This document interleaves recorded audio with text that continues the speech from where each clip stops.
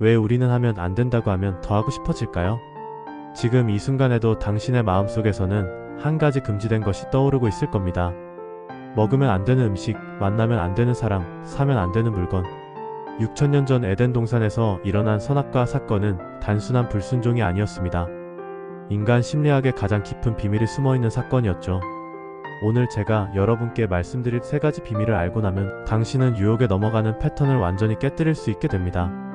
첫 번째 비밀은 뱀이 사용한 3단계 유혹 공식입니다. 이 공식을 모르면 당신도 반드시 같은 실수를 반복하게 됩니다. 두 번째 비밀은 하와가 아담보다 먼저 선악과를 먹은 진짜 이유입니다. 이것을 이해하면 남녀 간의 갈등 원인과 해결책을 찾을 수 있습니다. 세 번째 비밀은 가장 충격적입니다. 아담과 하와가 벗은 것을 부끄러워한 순간에 숨겨진 인간 의식의 변화 과정입니다. 이것을 알면 현대인의 정신적 질병들을 근본적으로 치료할 수 있습니다. 하지만 이 비밀들을 제대로 이해하려면 히브리어 원문에서 완전히 다르게 번역된 핵심 단어들의 진짜 의미를 알아야 합니다. 특히 선악을 아는 나무라는 번역이 얼마나 잘못되었는지, 그리고 죽으리라는 경고의 실제 의미가 무엇인지 정확히 파악해야 합니다. 지금부터 17분 동안 당신은 인류 역사상 가장 중요한 선택의 순간을 완전히 새로운 관점에서 보게 될 것입니다. 그리고 마지막에는 현대인이 매일 직면하는 크고 작은 유혹들을 이겨낼 수 있는 구체적인 방법까지 알려드리겠습니다. 1부 첫 번째 비밀뱀의 3단계 유혹 공식. 창세기 3장 1절부터 6절까지를 자세히 보면 뱀이 사용한 유혹 전략이 정확히 3단계로 구성되어 있습니다. 1단계 의심 신기창 30일. 하나님이 정말로 너희더러 동산 모든 나무의 실과를 먹지 말라고 하시더냐? 뱀은 하나님의 말씀을 정확하게 인용하지 않았습니다. 하나님은 모든 나무가 아니라 선악을 아는 나무 한 그루만 금지하셨는데 뱀은 마치 모든 나무를 금지한 것처럼 과장했습니다. 현대 심리학에서 말하는 인지 편향의 전형적인 사례입니다. 부정적인 측면을 과장하고 긍정적인 측면은 축소시키는 것이죠. 2단계 직접 부정창 34. 너희가 결코 죽지 아니하리라. 이제 뱀은 하나님의 말씀을 정면으로 부정합니다. 하지만 교묘하게 일부 사실을 섞어서 말합니다. 실제로 아담과 하와는 선악과를 먹은 즉시 육체적으로 죽지는 않았거든요. 이것이 거짓말의 특징입니다. 완전한 거짓이 아니라 99%의 진실에 1%의 거짓을 섞는 것입니다. 3단계 대안 제시창 35. 너희가 그것을 먹는 날에는 너희 눈이 밝아져 하나님과 같이 되어 선악을 알 줄 하나님이 아심이니라. 뱀은 금지의 이유를 완전히 뒤바꿔서 설명합니다. 하나님이 사랑으로 보호하려 하셨던 것을 질투와 독점욕 때문인 것처럼 왜곡합니다. 현대 마케팅에서 사용하는 부족 심리 자극법과 정확히 일치합니다. 한정 수량, VIP만 가능, 지금 아니면 기회 없음. 이런 표현들이 바로 뱀의 전략을 응용한 것입니다. 본론 2부 두 번째 비밀 하와가 먼저 먹은 진짜 이유. 많은 사람들이 하와를 인류 타락의 원인으로 여깁니다. 하지만 히브리어 원문을 자세히 보면 완전히 다른 그림이 나옵니다. 창세기 3장 6절을 직역하면 그 여자가 보니 그리하여 그 실과를 따서 먹고 자기와 함께한 그 남편에게도 주매 그도 먹은지라입니다. 여기서 중요한 것은 자기와 함께한이라는 표현입니다. 히브리어로는 임마어인데 이는 곁에 서 있는, 함께 있는이라는 뜻입니다. 즉 아담은 하와가 뱀과 대화하는 동안 바로 옆에 있었다는 것입니다. 하와만 속은 것이 아니라 아담도 전 과정을 지켜보면서 아무런 제지를 하지 않았던 것이죠. 그렇다면 왜 하와가 먼저 손을 뻗었을까요? 창세기 2장 18절에 답이 있습니다. 사람이 혼자 있는 것이 좋지 아니하니 내가 그를 위하여 돕는 배필을 지으리라. 히브리어로 돕는 배필은 에제르 케네그도입니다. 에제르는 단순한 조력자가 아니라 구원하는 자, 도움을 주는 자라는 뜻입니다. 구약에서 하나님 자신을 지칭할 때도 사용되는 단어죠. 케네그도는 마주보는, 상응하는 이라는 뜻으로 동등한 파트너십을 의미합니다. 하와가 먼저 선악과를 먹은 것은 연약함 때문이 아니라 에제르로서의 역할 때문이었을 수도 있습니다.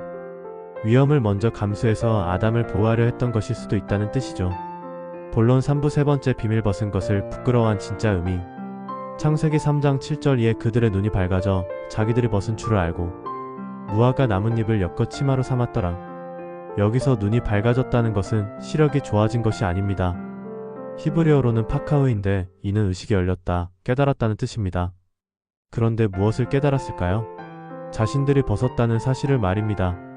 선악과를 먹기 전에도 아담과 하와는 벗었습니다. 창세기 2장 25절이 증명합니다. 아담과 그의 아내 두 사람이 벗었으나 부끄러워하지 아니하니라. 그렇다면 변한 것은 몸이 아니라 의식입니다.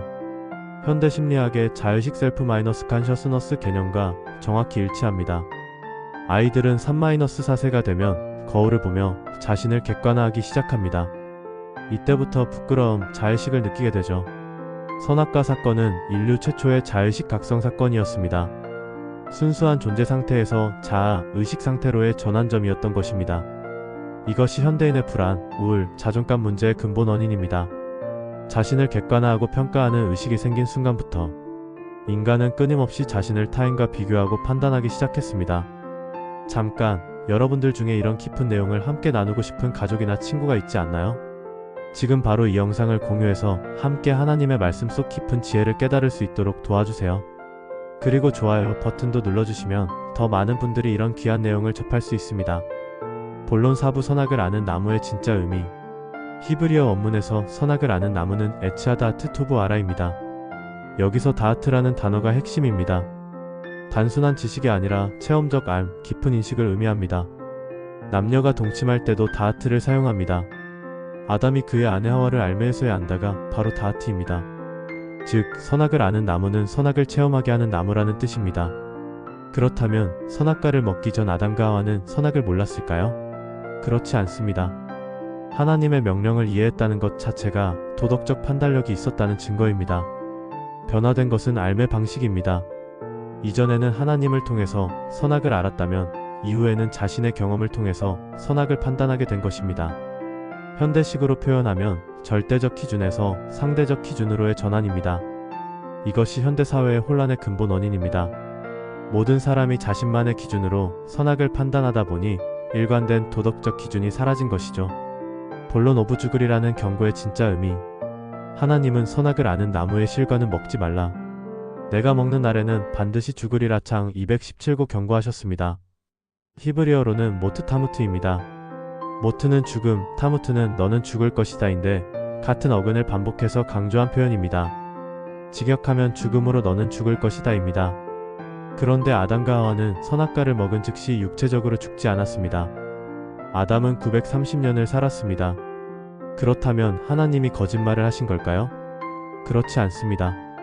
여기서 죽음은 육체적 죽음만을 의미하지 않습니다. 성경에서 말하는 죽음에는 세 종류가 있습니다. 1. 영적 죽음 마이너스 하나님과의 관계 단절. 2. 육체적 죽음 마이너스 몸과 영의 분리. 3. 영원한 죽음 마이너스 하나님으로부터의 영원한 분리. 아담과 하와는 선악과를 먹는 순간 영적으로 죽었습니다. 하나님과 직접 교제하던 상태에서 두려워하며 숨는 상태로 바뀐 것이 그 증거입니다. 또한 육체적 죽음의 과정도 그 순간부터 시작되었습니다. 현대의학의 세포 노화 이론과 일치합니다. 생명체는 태어나는 순간부터 죽음을 향해 달려갑니다. 하지만 원래 인간은 영원히 살도록 창조되었다는 것이 성경의 가르침입니다. 본론 6부 현대 심리학으로 본 유혹의 메커니즘. 에덴 동산의 유혹 구조를 현대 심리학으로 분석해보면 놀라운 일치점들을 발견할 수 있습니다. 1. 금지된 과실 효과 포비던 프루트 이펙트. 심리학자 니스베니 스핏이 명명한 현상입니다. 금지될수록 더 간절해지는 인간의 심리를 설명합니다. 실제 실험에서 아이들에게 2개의 장난감을 주고 한 개는 절대 만지면 안 된다고 했더니 85%의 아이들이 금지된 장난감에 더 큰 관심을 보였습니다. 2. 인지 부조화 카그니티브 디서넌스. 뱀의 말과 하나님의 말씀 사이에서 하와가 경험한 혼란이 바로 인지 부조화입니다. 2개의 상충하는 정보 사이에서 더 매력적으로 보이는 쪽을 선택하게 됩니다. 3. 사회적 증명 소셜 프루프. 아담이 하와 옆에서 아무런 제지를 하지 않은 것도 하와의 선택에 영향을 주었을 것입니다. 남편도 반대하지 않으니까 괜찮겠구나라는 심리적 승인 효과죠. 4. 권위에 대한 도전 아래의 CTAN 시시리. 심리학자 브렘브렘의 이론입니다. 자유가 제한될 때 그 자유를 되찾으려는 심리적 반발이 생긴다는 것입니다. 하나님의 금지 명령이 오히려 나도 하나님처럼 될 수 있다는 반발 심리를 자극했던 것입니다. 본론 7부 남녀 관계에 미친 영향. 선악과 사건은 남녀 관계에도 결정적인 변화를 가져왔습니다. 창세기 3장 16절도 여자에게 이르시되 내가 내게 임신하는 고통을 크게 더하리니 내가 수고하여 자식을 낳을 것이며 너는 남편을 원하되 남편은 너를 다스릴 것이니라. 여기서 너는 남편을 원하되는 히브리어로 테슈카테크입니다. 단순한 원함이 아니라 갈망, 열망을 의미합니다. 그런데 이 단어가 창세기 4장 7절에도 나옵니다. 죄가 너를 원하나? 너는 죄를 다스릴 지니라. 여기서도 같은 테슈카가 사용됩니다. 이는 죄가 인간을 지배하려는 충동과 같은 종류의 갈망을 의미합니다. 즉, 원래의 조화로운 관계가 지배-피지배의 관계로 바뀌었다는 뜻입니다. 현대 부부 갈등의 근본 원인이 바로 여기에 있습니다. 서로를 보완하는 동등한 파트너십이 아니라 주도권 싸움으로 바뀐 것이죠. 하지만 이것은 하나님의 원래 계획이 아닙니다. 예수님을 통한 구원으로 이 관계를 회복할 수 있다는 것이 성경의 가르침입니다. 본론 8부 수치심의 탄생과 현대적 의미. 선악과 사건의 또 다른 결과는 수치심의 탄생입니다. 창세기 3장 10절에서 아담은 내가 동산에서 하나님의 소리를 듣고 내가 벗었으므로 두려워하여 숨었나이다라고 고백합니다. 여기서 두려워하다는 히브리어 야레인데 단순한 무서움이 아니라 경외감이 섞인 두려움을 의미합니다. 하지만 이전의 경외감과는 질적으로 다른 것이었습니다. 이전에는 사랑 안에서의 경외감이었다면 이제는 죄책감이 섞인 두려움이 된 것입니다. 현대 심리학의 독성 수치심 타크식 세임 개념과 정확히 일치합니다. 건강한 수치심은 잘못된 행동에 대한 반성을 가능하게 하지만 톡성 수치심은 존재 자체를 부정하게 만듭니다. 내가 잘못했다가 아니라 나는 잘못된 존재다라고 생각하게 되는 것이죠. 이것이 현대인의 우울증, 불안장애, 자존감 문제의 깊은 뿌리입니다. 존재론적 수치심이 모든 관계와 활동을 망치고 있는 것입니다. 본론 9부 에덴 동산에서 쫓겨난 진짜 이유. 창세기 3장 22-23절 여호와 하나님이 이르시되 보라 이 사람이 선악을 아는 일에 우리 중 하나 같이 되었으니 그가 그의 손을 들어 생명나무 열매도 따먹고 영생할까 하노라 하시고 여호와 하나님이 에덴 동산에서 그를 내보내어 그의 근본된 땅을 갈게 하시니라.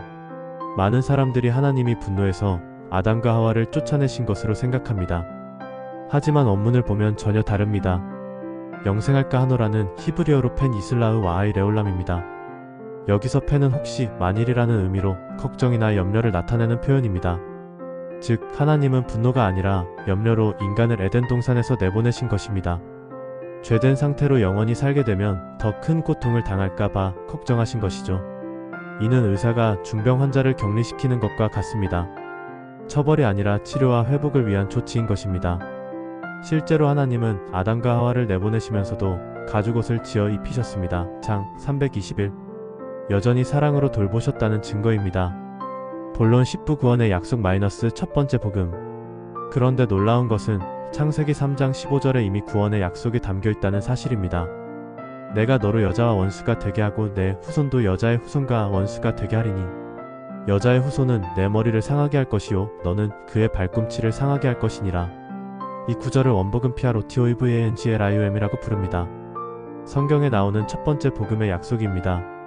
여자의 후손이 바로 예수님을 가리킵니다. 보통 후손은 남자의 혈통을 따라 부르는데 여기서는 특이하게 여자의 후손이라고 했습니다.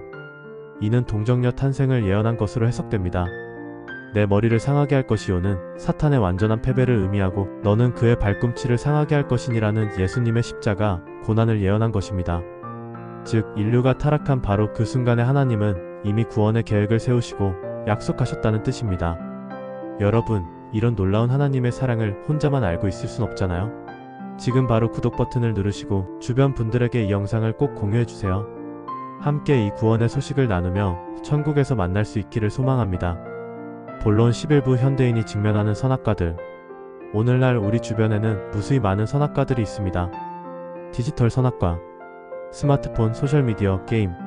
적당히 사용하면 유익하지만 중독될 경우 관계와 시간을 파괴합니다.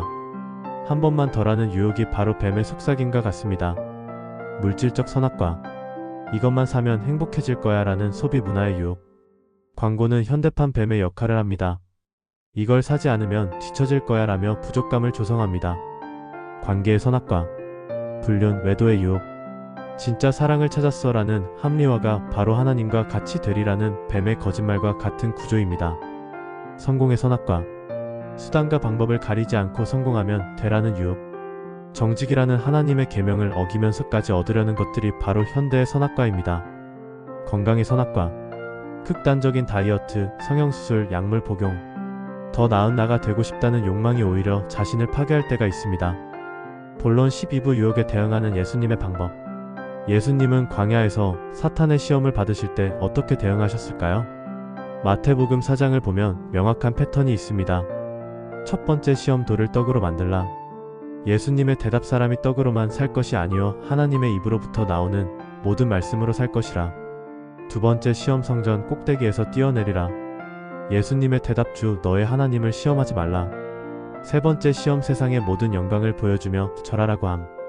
예수님의 대답 주 너의 하나님께 경배하고 다만 그를 섬기라. 공통점이 보이시나요?